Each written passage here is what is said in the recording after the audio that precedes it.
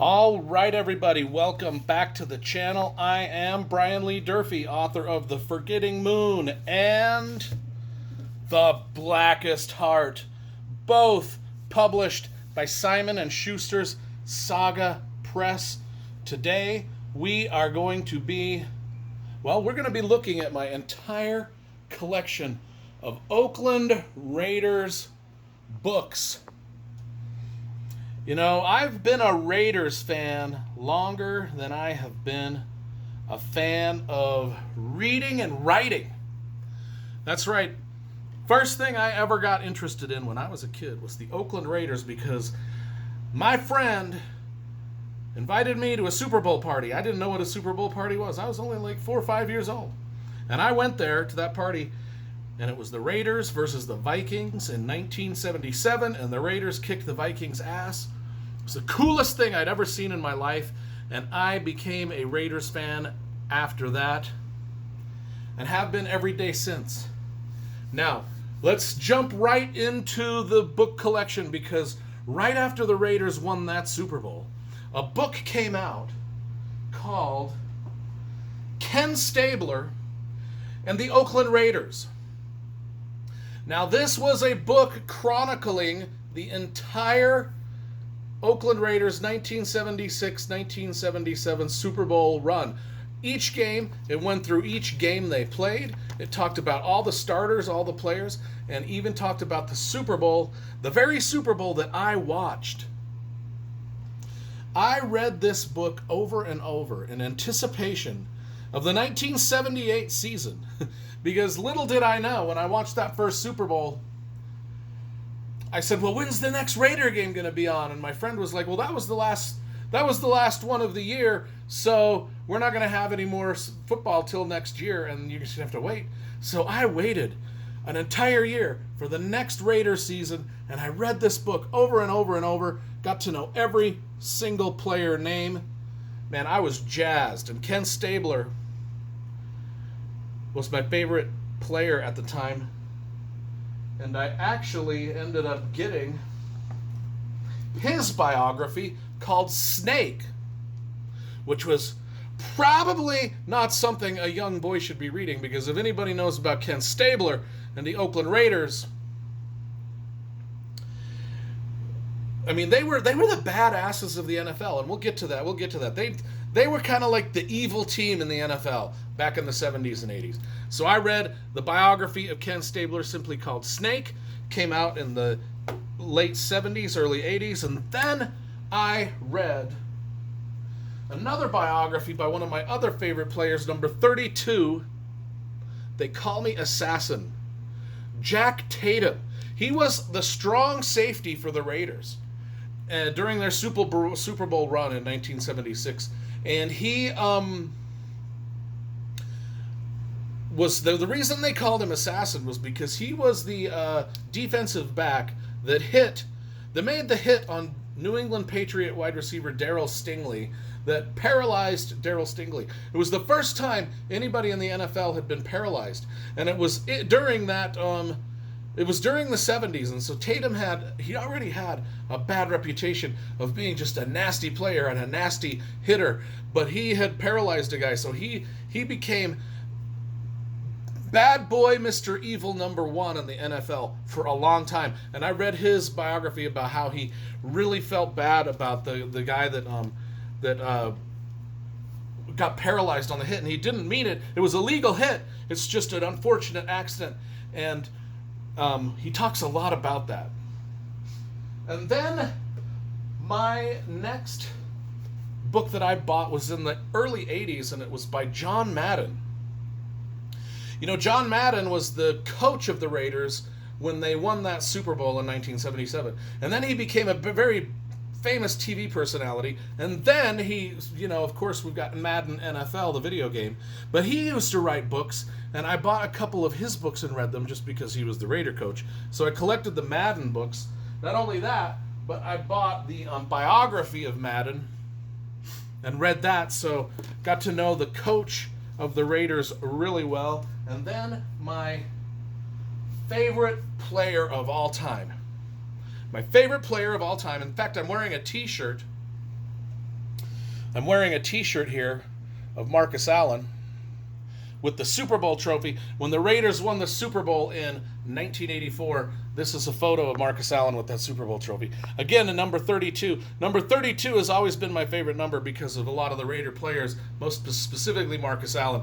I even got 32 tattooed on my, well, I got a Raiders tattoo here. Might as well show that. Got a Raiders tattoo here with number 32 because I also wore number 32 when I played high school football in honor of my main man, Marcus Allen. And we got the biography of Marcus Allen right here, just titled Marcus.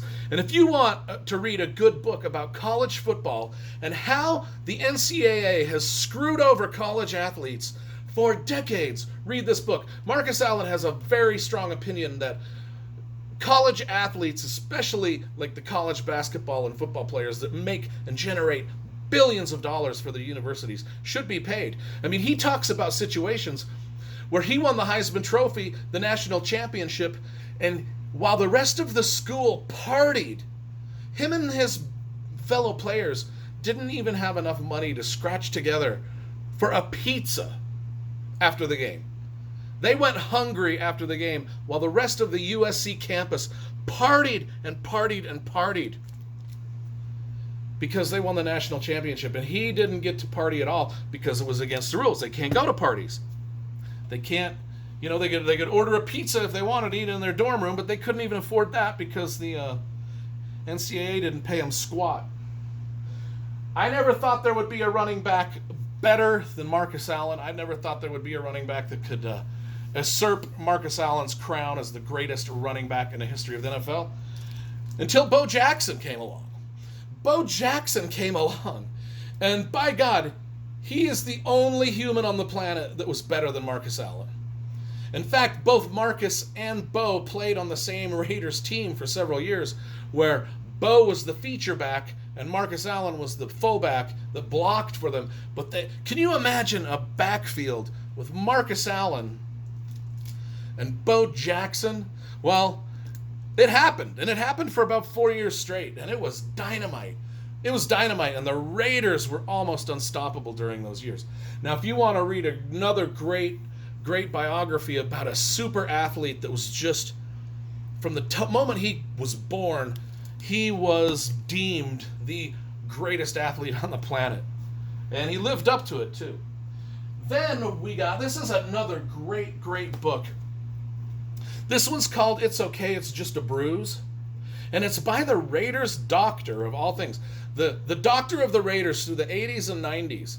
And he wrote a book about football injuries, concussions in football, and how players just had to play through that, and how really no team was more guilty of making their players play through injury than the Raiders, especially Al Davis, the owner of the Raiders.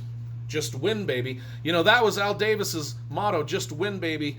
Commitment to excellence. You'll play whether you're hurt. We just want you to win. We want you to go out and win. And you know, the convergence of medical science and a just win, baby attitude. That's what this book is about here. It's okay, it's just a bruise. And it is a fascinating look at the NFL and how the NFL players sacrifice their health for the game. And they do it willingly. Not one of the people interviewed in this book that suffered traumatic injuries would take it back. Their dream was to play in the NFL. And they met that dream, and they do not regret, even though some of them were injured pretty seriously. And then I read I've got the Al Davis biography. Everything about the Raiders is Al Davis. Al Davis is the Raiders. He is the Raiders. He came up with the color scheme, the design, the helmet design. Everything silver and black is Al Davis. Everything in Raider land is dedicated to Al. His name is even on, well, it's not on this helmet, but his name is on the back of most every Raiders helmet that you'll ever find. Al Davis, the owner of the Raiders.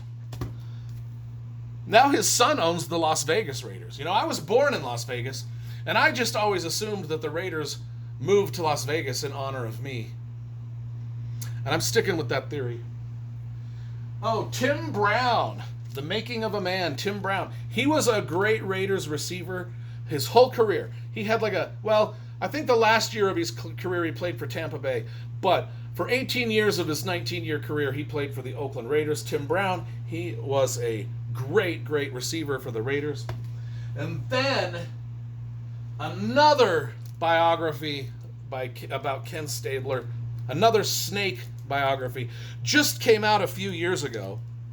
We've got a lot more information on the snake because, Ken Stabler was not in the Pro Football Hall of Fame for a long time. And then once he made the Pro Football Hall of Fame, they wrote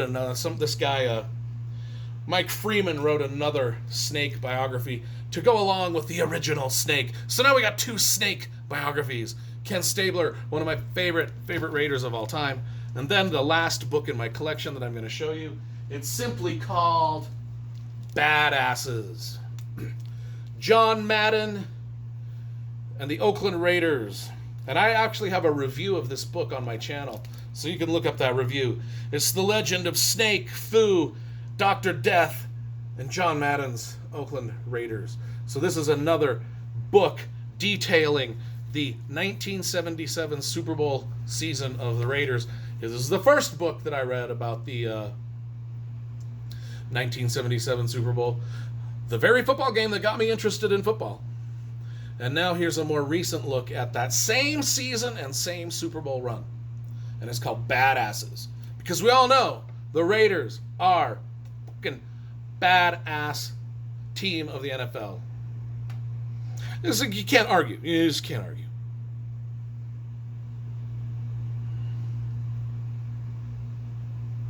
Is the camera off?